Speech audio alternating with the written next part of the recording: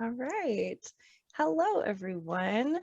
So welcome to our virtual event space. My name is Allie. You might recognize me from our Lake Forest Park location, and I'm your host for this evening. I am so excited to be introducing Paul Holes here to discuss his new book, Unmasked. But before we get into the good stuff, on behalf of all of us here at Their Place Books, I just want to quickly thank you all so much for tuning in. For those of you who may not know, we are an independent bookstore with 3 locations in the Seattle area. We're having more and more of our events in person, which is so exciting, but our online event program is sticking around to connect readers and authors in a virtual space. So thank you all so much for tuning in and of course for buying books. Your support is what makes all of this possible.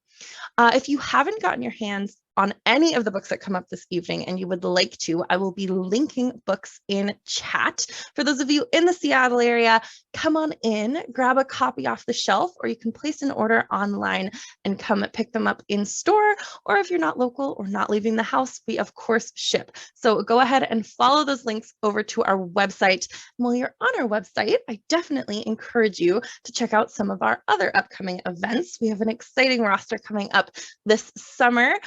So if you would like to stay in touch with our community, you can sign up for our newsletter. It's a weekly update about events and exciting releases, our book clubs, and of course, follow us on any of the major social media platforms. We are at Third Place Books for the quickest updates and recommendations. So tonight, we are here for about an hour, and towards the end of our evening, we will be taking questions. We're really hoping to get a ton of questions to talk to you a lot this evening. So definitely leave those questions in the Q&A box as soon as you think of them, and we will get to them as fast as we can. The questions will be in the Q&A box, which is different than the chat box. The chat is great for virtual applause and connecting with each other. I absolutely invite you to share where you're tuning in from in chat. But when it comes time for questions, do make sure those end up in the Q&A so we can most easily find them. But we love to hear from you. So don't forget questions in the Q&A. While you're in our chat and question spaces, I want to remind you to please lead with kindness and refrain from any inappropriate behavior or harassment. And finally, should any technical issues arise, we will work as quickly as we can to resolve them, and we appreciate your patience and understanding. Oh, hi, Shannon from Edmonds. All right. And Laura from Ohio. Oh my gosh, they're rolling in. Hi, everybody. So it's time to get comfortable, because without further ado, I am so pleased to welcome Paul Holes, who spent over 27 years working for the sheriff and district attorney's offices and specialized in cold case and serial predator crimes, developing and applying investigative, behavioral, and forensic expertise in notable cases such as the Golden State Killer and J.C. Dugard. Paul is frequently sought out by investigators to consult on the most complex and high-profile cases, such as Daryl Kemp, Joseph Nazo, and Joseph Cordova Jr. Since the arrest of the Golden State Killer, Paul has been very involved on the media side, continuing to assist law enforcement and victims' families with their unsolved cases through the television shows, The DNA of Murder with Paul Holes and America's Most Wanted, and with the podcast Jensen and Holes, The Murder Squad, which if you haven't listened to, definitely do so. It's very good. The book this evening is Unmasked: My Life Solving America's Cold Cases, and it's a memoir investigating America's toughest cold cases and the rewards and toll of a life-solving crime. Booklist called it a thoughtful yet fast-paced and absorbing amalgamation of personal memoir and true crime book. And I am partway through it, and it is so good.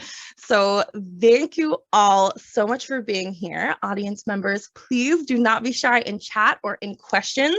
Or if you need anything, of course, I will be keeping an eye out. And with that, I'm going to pass the stage to our author. So Paul, welcome. The stage is yours. Hello, everybody.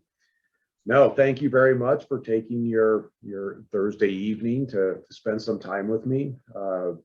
I've been doing this book tour since Unmasked was released since April 24th, and it's been quite a process. I've learned so much, and I've met so many people, and I'm inspired that the book itself has an audience that is truly appreciating what it turned out to be. Because when I first started writing the book, I was not expecting it to be what it is, which is a memoir of my career, as well as the trials and tribulations that I've experienced as a person working these types of cases. I initially started writing this book thinking that everybody's going to be really wanting to know all the behind the scenes details of the Golden State Killer investigation.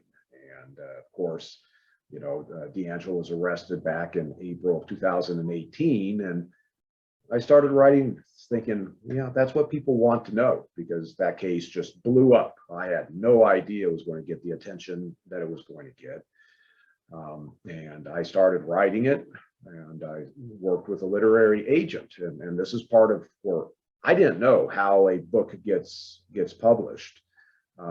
But as I was moving forward and giving my drafts of what I had written, my agent was like, well, you might need some writing help. It's like, I spent my career writing analytical reports and case files, and to try to tell a story that the readers would appreciate the way that the written word was not something that I had done before. And so a search was done, and then ultimately I had a collaborator, Robin Gabby Fisher, and Robin and I, we spent some time getting to know each other. In fact, before the pandemic started, I met Robin up in Sacramento and took her around to the various locations in Sacramento where the Golden State Killer, who was known at one point as East Area Rapist, was attacking, as well as taking her by DeAngelo's house. And we literally started doing a road trip together so she could see, where the cases were occurring, as well as where I was working. We even dropped off in Davis, California, and an East Area Rapist victim who did not want to talk to me during the investigation was standing on her driveway. And I was like, oh, there she is. I'm going to go say hi to her, because after DeAngelo was arrested, she had reached out to me, and I thought I could at least approach her now. And pretty soon she had invited me and Robin into her house, the very house that she and her husband had been attacked in by DeAngelo, literally pointing out to us, this is where he laid me down and raped me. And so Robin got to see the authentic aspects of how I interact with victims. And then ultimately we drove all the way down into the Bay Area, and I showed her other locations of other cases that I detail in the book. And then fundamentally met up with some of my partners, either on the Golden State Killer, like Steve Kramer, or somebody I worked with for decades, John Conity, out of Pittsburgh PD, and now with the Contra Costa County DA's office. So Robin got to know me and my career and the other types of cases that I'd worked. And she was telling me, Paul, there's a bigger story here in terms of what this book should be than just Golden State Killer. And I had sensed that because I had a very unusual career, in part just because of where I worked and how I started out as a forensic scientist, and then got involved in the investigative side, becoming a sworn peace officer in the process. But also, I inserted myself into many cases thinking that I could make a difference. And so over the course of decades working these careers, I ended up working just a huge number of cases, from the most high profile cases, of course, Golden State Killer, but also had a role in Lacey Peterson, J.C. Dugard, Joe Naso is locally a very high profile case, a serial killer. And this was something where the book kind of evolved from, oh, we're going to focus on, the deep dive into the Golden State Killer to, well, let's talk about all these other types of cases. But as Robin and I are spending time together, both in person and on the phone, she's seeing, that there were times when I was struggling to recount the stories of the cases or certain experiences in my life. This is where, sort of the trauma of working this type of work started to manifest itself. And the publisher saw that and was like, we need to know more about this aspect. And so now here's sort of the evolution again of this book, to where instead of just now being a memoir of my career cases, it was a memoir about me. And the sacrifices that I've made on a personal level, psychologically, physically, to work these cases, as well as the impact that these cases had on my family, on my relationships, and fundamentally my ability to enjoy life in some ways, because I'm so jaded, and I'm trying to overcome that. And so that really is what became a primary focus of Unmasked. It turned into now, the cases, the stories, of course, are there from a true crime perspective, but it's also, somebody like myself and other professionals that are on the front lines working these types of cases. It comes with a sacrifice, and I am very much planted in the true crime genre. After DeAngelo was arrested, of course, I got swept up into the media side, both from a TV perspective, a news perspective, as well as the podcast side. But I come out of real crime, and my experience, my expertise, and the impact that the cases have had on me are real. And this is something that I'm really trying to convey in the book, is that there's so many people that are consuming true crime. And they, of course, that's something that's it's been going on forever, even though it's like, oh, it's huge now. But the reality is, this true crime has been around since the beginning of mankind in many ways. The consumption of it has grown, of course, particularly because of the persistence of information online. But then now you have the phenomenon of individuals, the online sleuths, that are thinking from behind a keyboard they can solve cases.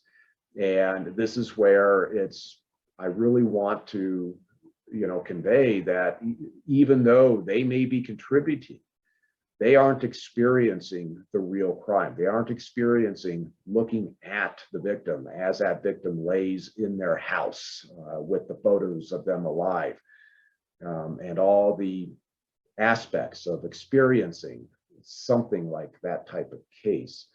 And that's where I'm coming from. I really want to get the true crime audience to understand that, yes, it's fine to enjoy the stories, the shows, the podcasts, but recognize there's real people, behind these cases. There's real victims, there's real families, and then the professionals that work these cases, the sacrifices that they truly are making, time away from the family, and then the trauma of being exposed to these cases over and over again has an impact.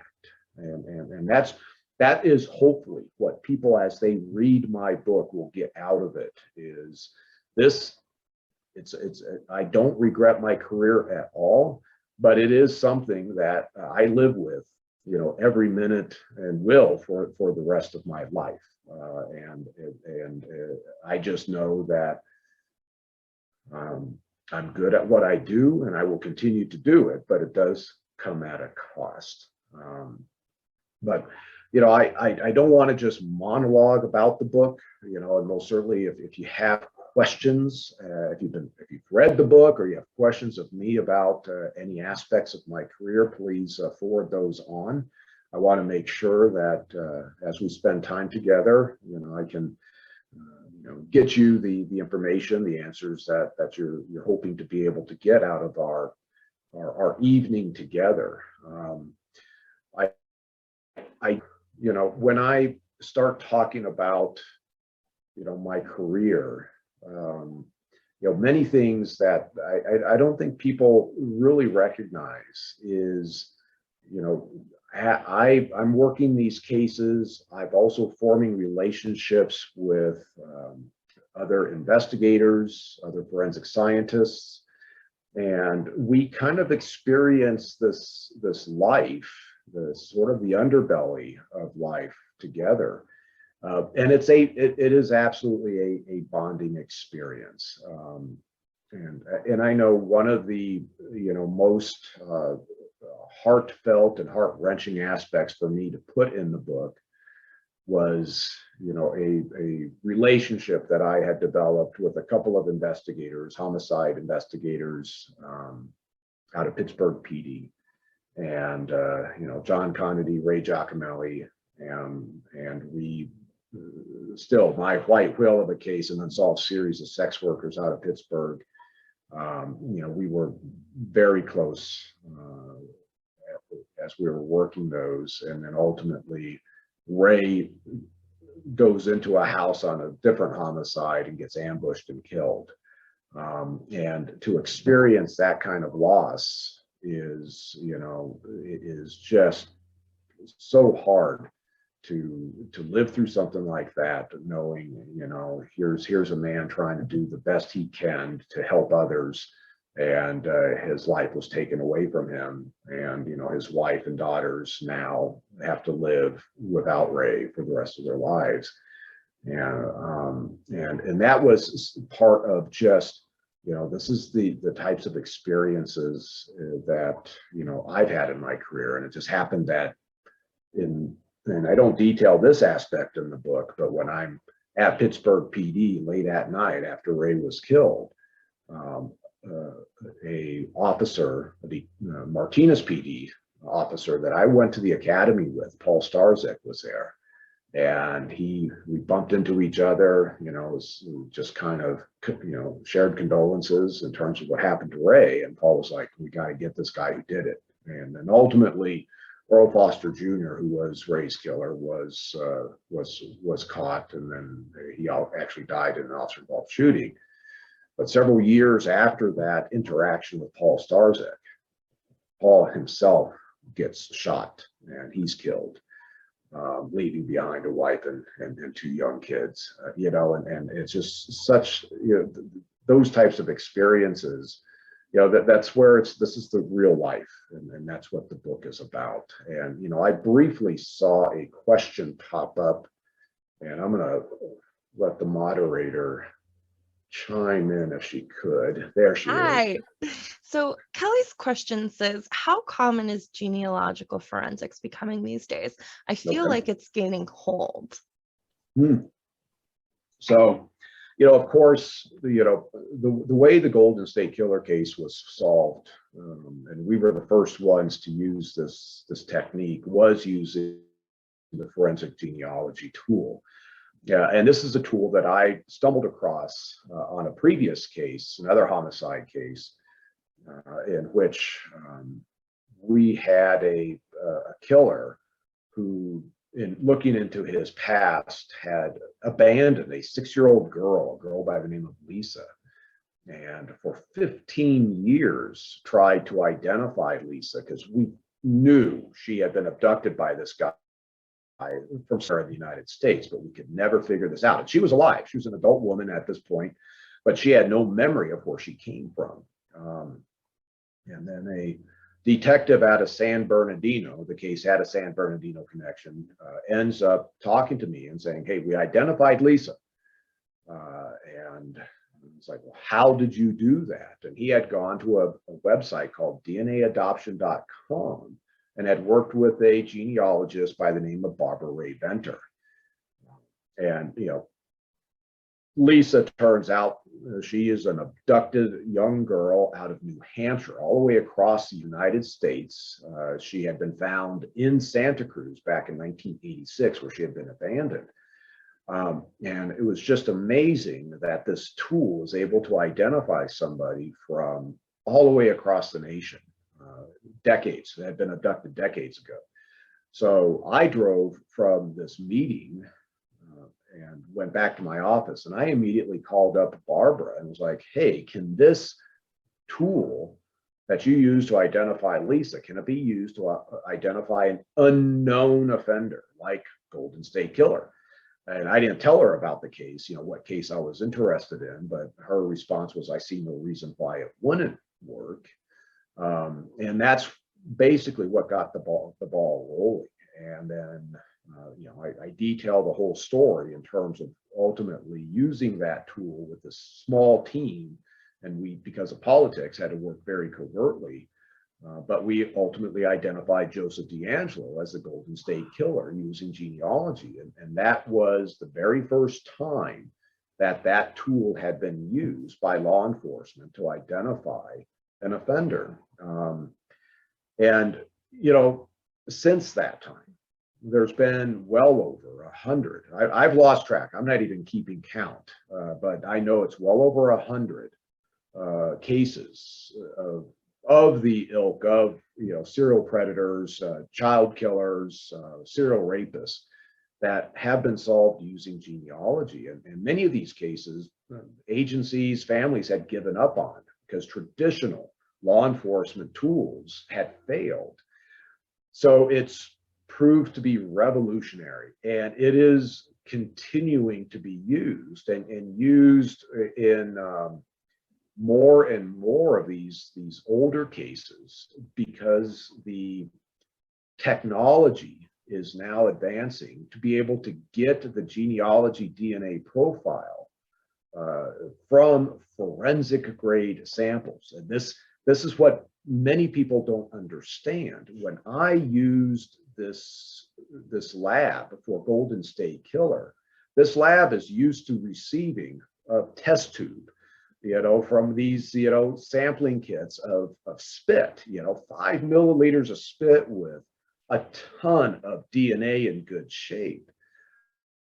That is not what we have as evidence in cases. Right. In Golden State Killer, we had semen that had been left, either on a vaginal swab, or had been collected on a vaginal swab, or left on a comforter.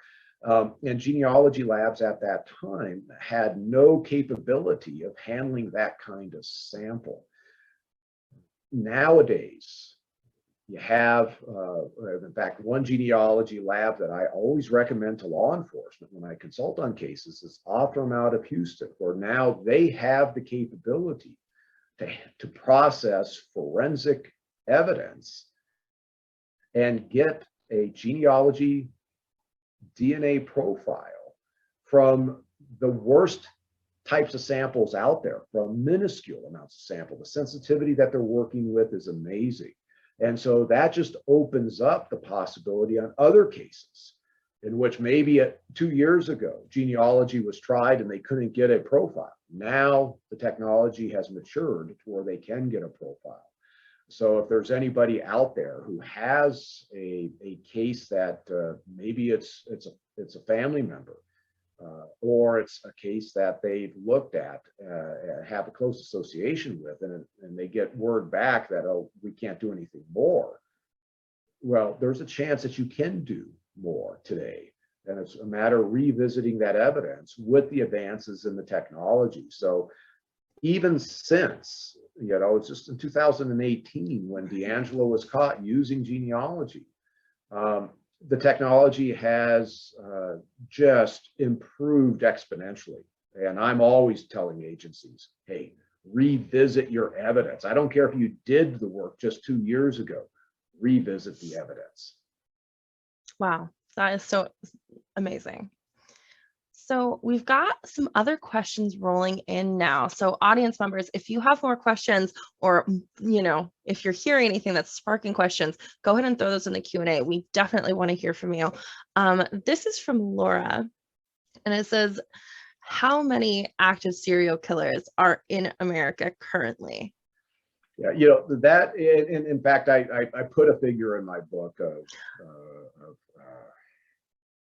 I think 2000, and this is where you get into, what is a serial killer and what are they doing today? Because of course, back in the 1970s, serial predators, they had so many different options for victims. You have Edmund Kemper, the co-ed killer down out of Santa Cruz, who's picking up hitchhiking college-age girls. Joseph DeAngelo or BTK, they're breaking into houses. These are types of victim pools that are much more scarce today. One, because of social changes, cultural changes. We do not see women hitchhiking at the frequency that they used to, because they were commonly becoming victims. And then, of course, when you start talking about going into neighborhoods, breaking into houses like DeAngelo did, that was during an era in which home security systems really weren't being used at all. Many of these houses didn't have deadbolts on their doors. There wasn't surveillance cameras, set up by neighbors or, by, government officials. There wasn't automated license plate readers. There's no cell phones. So this allowed the predator to be able to go into a neighborhood and be undetected, unless they were careless enough to have been seen coming or going. Today, that type of victim pool in a neighborhood is not really present for these predators because of all the technology that I've talked about. You may have a serial predator go into a neighborhood and try to do a series like DeAngelo, but that person's going to get caught relatively quickly. They may pull off a few cases, but they will get caught. But the predators, it's a cat and mouse game. They will go to where the prey is, and they will go to where they minimize their risk. So what I started to see in the Bay Area, in my old jurisdiction, is, in the 90s, before another evolution of the predator, it was the street walking sex workers were the primary victim pool for the people to go and have their victim voluntarily get into their car. Now they've isolated them, and they can take them to a location where they minimize risk to themselves to commit the type of crime that they want to commit. But as the stroll areas for the sex workers started to dry up, and I know Third Place Books is up there in Seattle, and you had the whole SeaTac thing that Green River Killer was taking advantage of. Law enforcement really started to hit those types of stroll areas hard, making it tough for the sex workers to work out on the street, as well as for the Johns to come in and not be pulled over, with all the decoy operations and all the undercover cops that are just, laying in wait for these types of individuals to flow into the stroll area. So what do the predators do? Well, now they go online because the sex workers went online. Now you have the online escort services, etc. And the predator's goal is to lure and isolate the victim to where now they are safe to be able to get into physical contact. And that's what's going on today. And it's going on in high volume. People, of course, have heard of the Craigslist killer. But there's many of these types of online predators, both for adult victims as well as, of course, with children. And these are individuals that have developed a level of sophistication and aptitude to utilize technology to lure and isolate their victims. And so that is happening. And you still have, sex work that's happening out there in the physical space without having an online connection. And we see, like the trucker initiative, serial killer trucker initiative that the FBI is doing, where now you have very mobile predators that are also taking advantage of the victims that are trying to make a living or support a habit at the truck stops or on the side of the road or at the gas stations. So this is where, when you start taking a look at the victimology, when these victims go missing, they're rarely reported missing. And then these predators are hiding behind IP addresses and VPNs, or just because they are so mobile in the trucks. So this is where now there is a fair number of predators that are working in the United States, but they don't get the headlines like a BTK or Green River Killer or a DeAngelo or GSK get today. Whew. That was I start babbling. No, not at all. Not at all. Fascinating. It's fascinating. And also 2000 is a big number.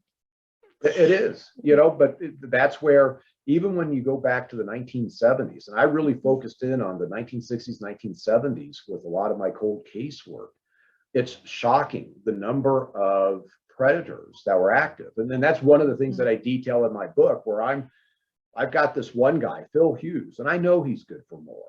And there was unsolved cases that were occurring in the 70s in the area where he was operating. And I thought, well, I'm just going to find another case to hang over him, because he had been arrested and convicted, but he got sentenced to where he was eligible for parole over and over again. And the families of his known victims kept having to go in to the parole hearings and be re-traumatized. I was like, well, this has to stop. And I'm going to find a death eligible case to hang over his head and try to get him to admit to everything he's done. But as I was going after cases that I thought he had done and everybody else had thought he had done, turns out, no, there was other serial killers operating in the same area at the same time.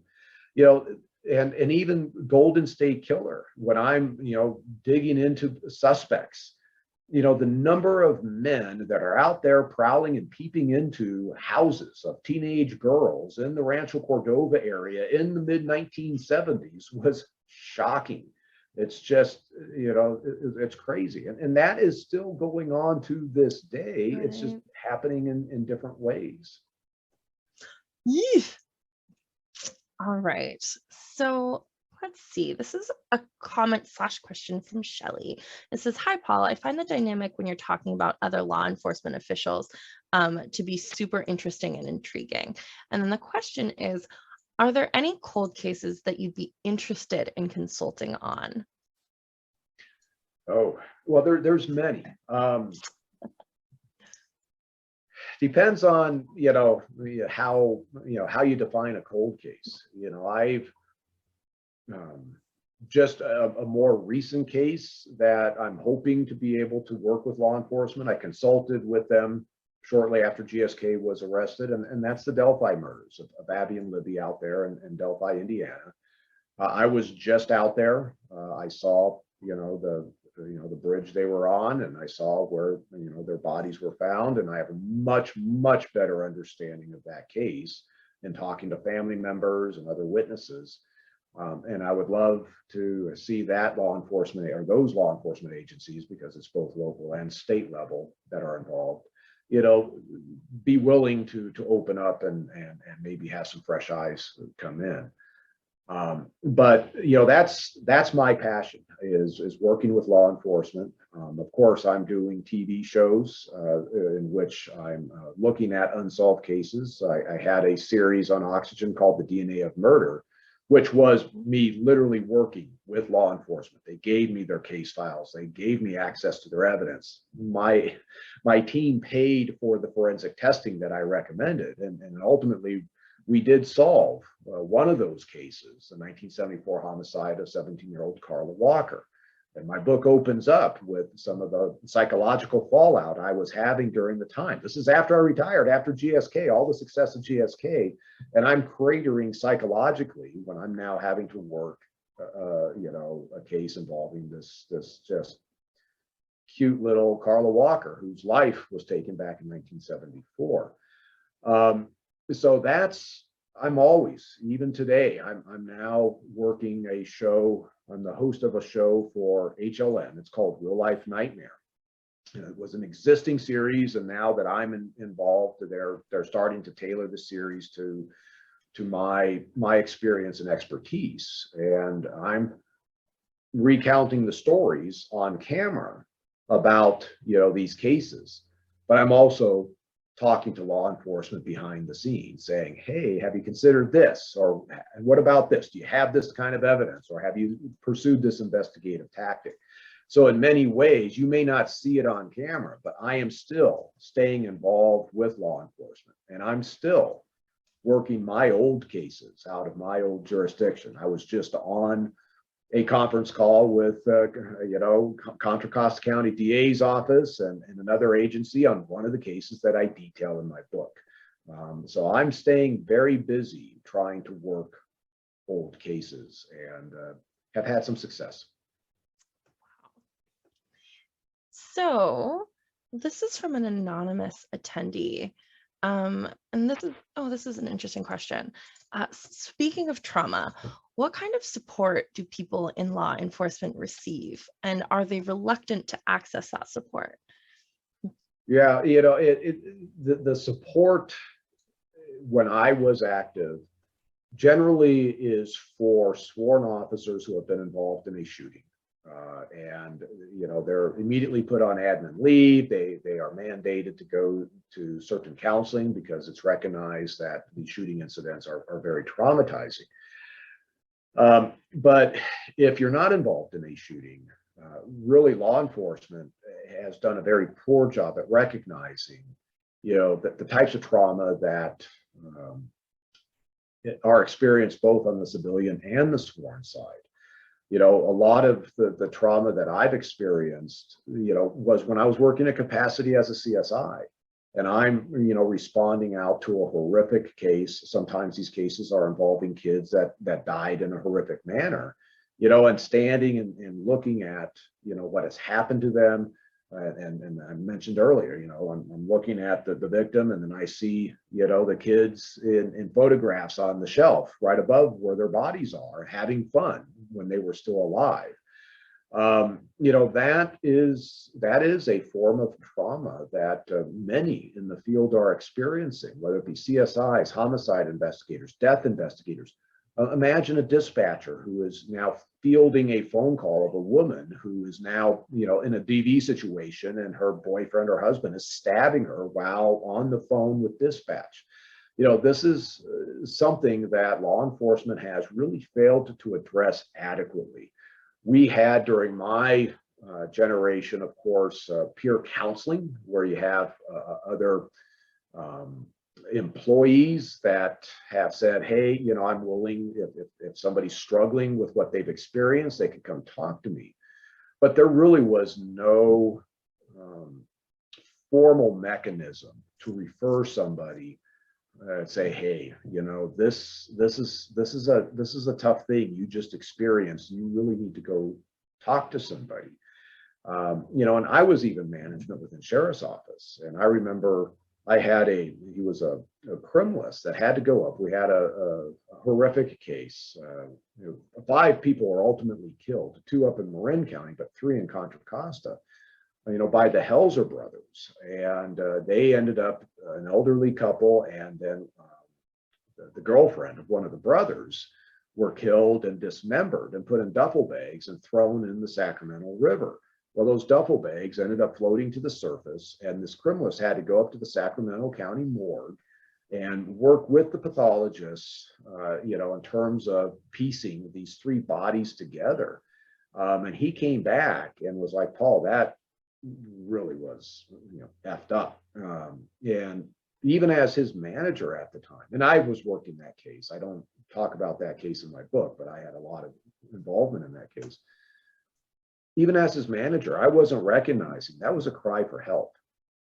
And that's where, law enforcement not only needs to have that therapeutic training, and there's a lot of therapists after they've read my book have come up to me at these book events saying, thank you for being so open, but there are resources on this out there in the private sector that law enforcement can tap into, and law enforcement needs to do that. But law enforcement also needs to have training to recognize that. And part of the issue with law enforcement historically is it's alpha male driven, it's testosterone driven. You cannot, show up at a crime scene and show that what you are seeing or what you're smelling is affecting you.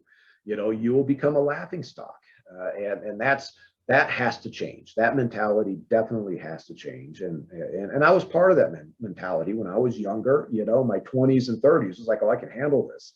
Now that I'm in my 50s and realizing, some of the psychological issues that I've been experiencing really is coming from my career. It's now become a message that I've passed on to law enforcement to say, yes, you know what, you are going to suffer in the long run by working these types of cases over and over again. And in fact, my book opens up with me dealing with some of the after effects of the Carla Walker case after I retired. This Fort Worth, Texas case. And I write about, some of the struggles, the psychological cratering that I experienced. And one of my good friends I met him on the media side, but he's law enforcement, Dave Grice from Small Town Dix, up there out of the Pacific Northwest. He had gotten an advance copy of my book and he read that prologue. And when he finished the prologue, he texted me and he was like, oh, that hit me hard. I so relate. And that's what I hope, is that for the professionals that are experiencing this type of work, they will relate to it, and then they will start to understand, yes, maybe some of, the drinking I'm doing or the detachment from my family, etc., is a result of what I'm experiencing at work, and I need to go get some help. Or, somebody's spouse or partner is wondering, why is this person so, angry all the time, or just completely isolates themselves in their house. Well, take a look at what's happening, at work and what cases they're working, because there's probably a good chance that that's part of the reason that they're behaving that way. And so that's, kind of a very long-winded answer, but it's such an important message that I hope the book puts out there, is that, yes, law enforcement needs to do a better job. Emergency services, fire, paramedics, they experience trauma every day as well, and I'm not sure they're getting the help that they need. Wow, I love that. So questions are just rolling in, so I'm just going to keep going. This anonymous attendee asks, is this what you envisioned for your retirement? Not at all. It's funny because I'm sitting here in Colorado Springs. I literally look out my window in my office here, and I've got a forest behind me. I have deer back there. I took up mountain biking. I got a Jeep, that I will take off-road, and that's what I thought I was going to do. I was going to, take up the guitar again and try to relearn that instrument. Sounds good. Yeah, and the reality is ever since DeAngelo was arrested, I really have had very, very little downtime. And obviously, I've been given opportunities that very few people have, but I never expected this to come my way. And, funny story is when what position? I may have been chief of the lab at this point in time. And I had a lab aide, who I was telling about this East Area rapist case I was working on the side. And I mean, obviously a huge case. That's Golden State Killer, but before it was known as Golden State Killer. And once I kind of told this, the scope of this case, and he was like, Paul, you solve that, you're going to be famous. And my response to him was, well, who solved Green River Killer? Who solved BTK? Those investigators, basically, they're asterisks at the bottom of the Wikipedia page. And that's what I thought was going to happen to me. But, whatever happened, the stars kind of lined up. This true crime genre was really launching. Some of the notoriety that this case got, in large part because of Michelle McNamara and her book, and her, given the, this guy his moniker, Golden State Killer, that people related to that name. That all happened right before we solved it. And I had no idea that a lot of the people who had been following the Golden State Killer case before it was solved, they knew who I was. And so when it turned out that I had a role in helping solve the case, that's just where it just went crazy. And then, of course, I have to give maybe put some blame on Karen and Georgia from My Favorite Murder. Yeah. putting my name out there, but I love them to death, and I so appreciate what they've done for me over the years as well. So I just linked Michelle's book as well, which is really, really great. Yeah. So let's see. This is from Jennifer, and it's a great kind of follow-up. And actually, I have another one from Laura. Jennifer says, your career and passion is so important and terrifyingly never ending. How do you hopefully turn off, take breaks, and take time off? And Laura says, have you done anything fun this summer? Yeah. That's really, that's my kind of the problem that I have is I have a hard time turning off. Allie and I, we were talking, before, I haven't read a book since years before I retired. I can't sit down and watch a movie without just getting up and walking away. I just don't seem to have the bandwidth to allow myself to be entertained because I'm focused on the cases, or I'm focused on what's I'm going to be doing tomorrow. And that's my personal, fault. I have to be able to get to where I can start enjoying, things like that. I know for me, my sacred time is when I get to the gym, or I get out in my Jeep, or I'm out mountain biking. And, I've called them my dandelion breaks, where I just get away from everybody. If I'm in the Jeep, I'm out in the middle of nowhere in the Rockies. And it's so nice not to worry about somebody else calling me, either media related or case related. But that's something that I recognize that I have an issue with, and I am trying to, I've been home for a week. I've been on the road for 4 months straight between filming as well as the book tour.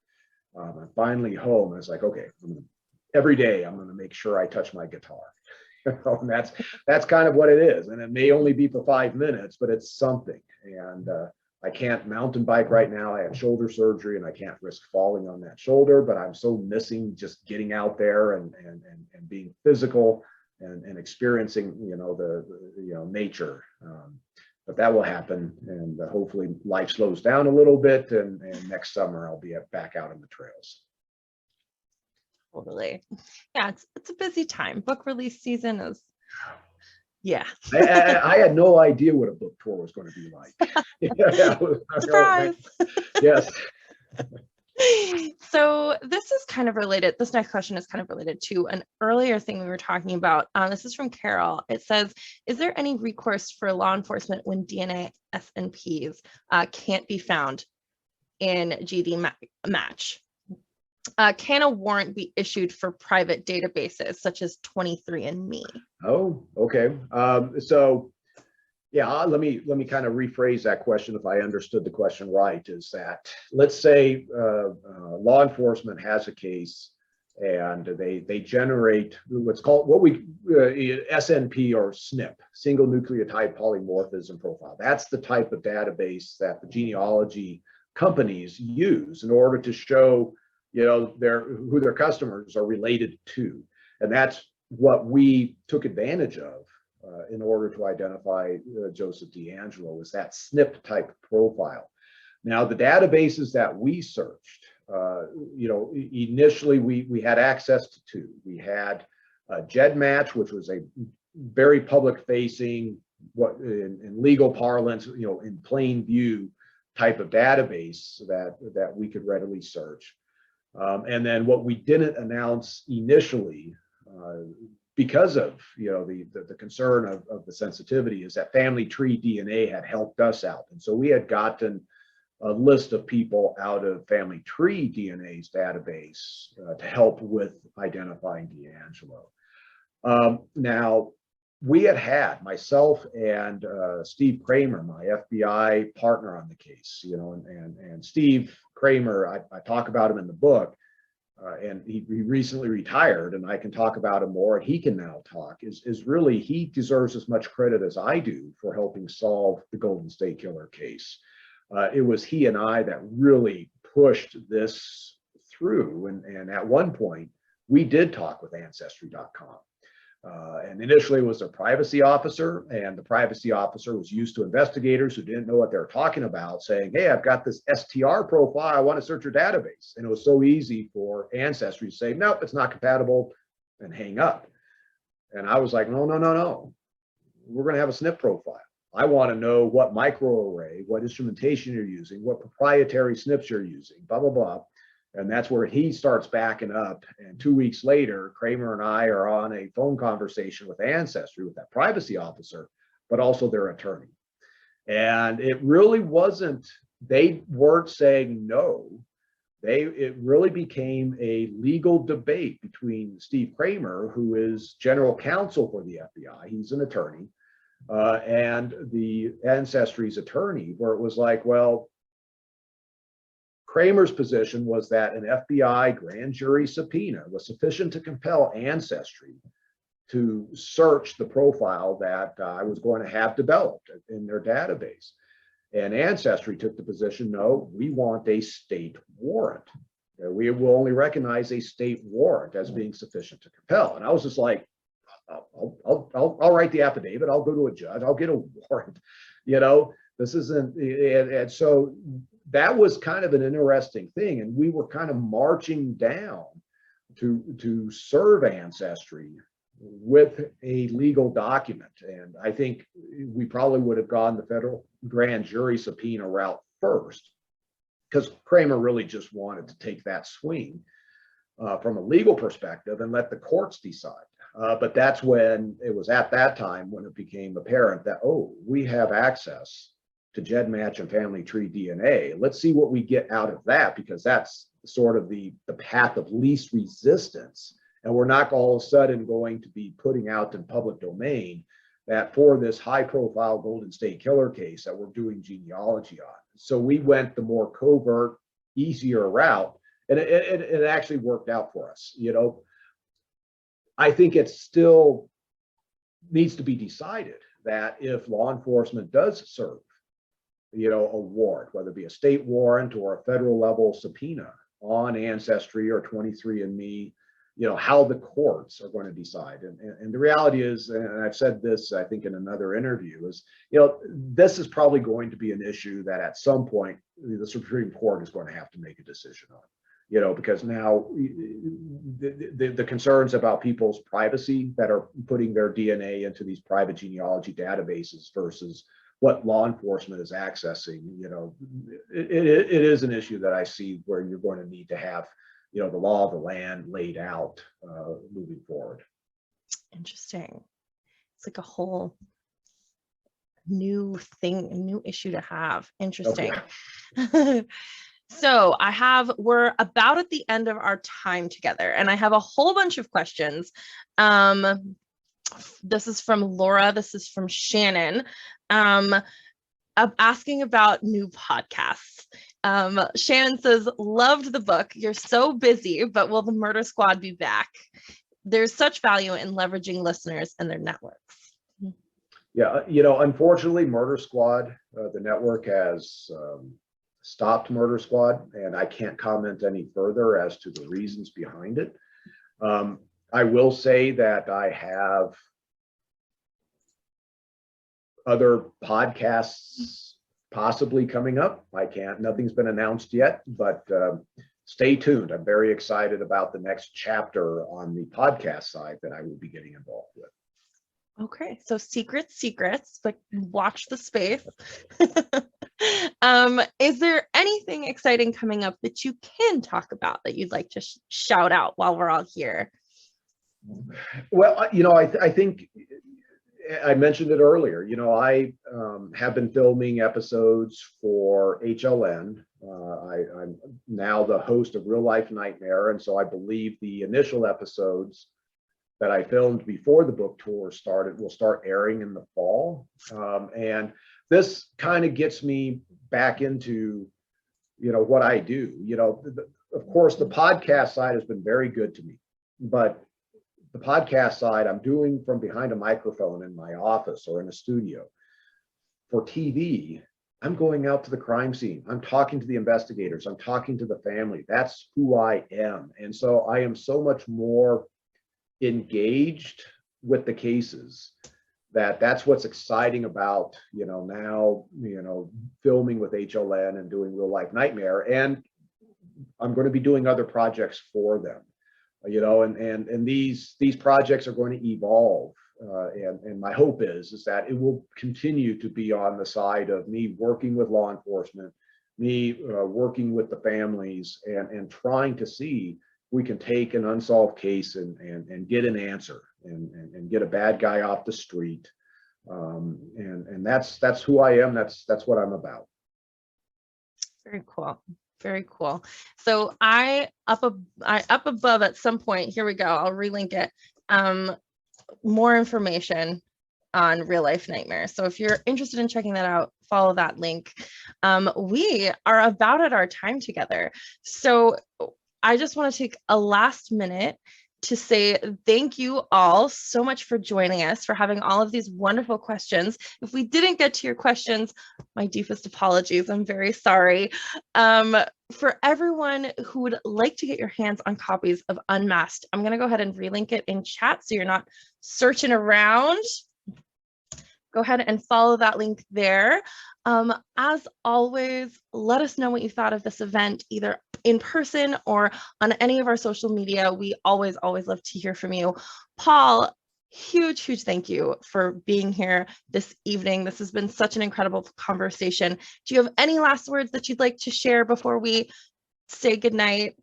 No, yeah, I just so appreciate everybody taking time out of their day to listen to me babble and to hear about my book, and hopefully it's inspired some people to get the book and read it and find something in that book that really relates to them. But again, thank you, everybody. This has been such a pleasure. I wish I could see all your faces, right now, but maybe someday I'll be in Seattle and then we'll do a live event and we'll be able to get to know each other a little bit better. Perfect. So everyone, the book is incredible. It's so thoughtful. I definitely recommend you check it out. And with that, I think it's time to do the awkward waving thing. Okay. So good night, everyone. All right, everybody. Take care. Thank you very much. Bye.